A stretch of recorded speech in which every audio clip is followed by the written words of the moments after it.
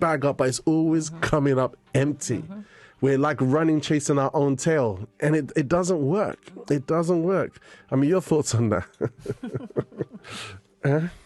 Well, I think everything he just said is true, and that's the reality. There's a lot of people who don't even believe that God exists. But then the second there's a big problem, they're running to find somewhere where they can pray and say, oh, God, I haven't spoken to you. I know I believe in you. Yeah. But if you do this, I'll believe in you now. Yeah. They try to make a trade-off. Yeah.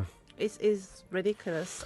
I feel like every day, and not just in the morning, every single moment you're walking on the street, you're shopping, you should be talking to God. The same way you will talk to your father, the same way you will talk to your mother, your siblings. Yeah. You should talk to God.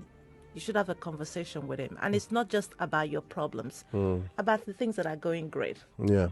About the people that are close and dear to you, and people that you don't even know. Someone you just seen on the street. Every time you bless them, you're actually bringing God into their life and your life. Exactly. Yeah, when you do it for one of these little ones, you're doing it for me. So we need to be really, really careful, all right?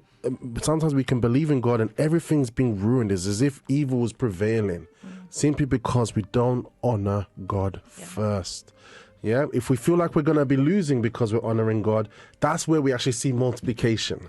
If we feel that we have no more time, but we make time, we allocate time for God to put him first, right? That's when we find our time multiplies, right? I remember even when I heard about the concept of tithe, like at first for me at first I thought it was a lottery. Like what? Oh great, I'm gonna.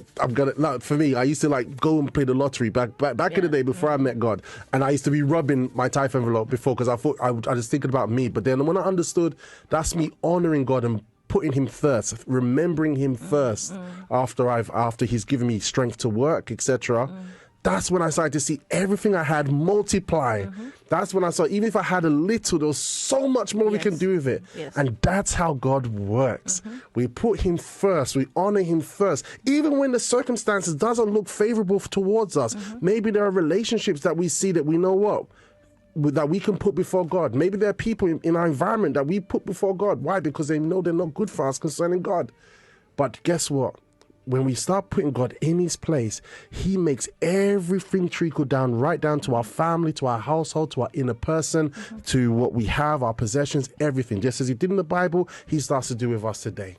So that's it. That's our daily bread for today, guys. And this is a huge one. If we remember this daily bread and we carry it with us for the rest of this year and beyond, we're going to see some amazing big changes in life. And this is how God works, because he's real.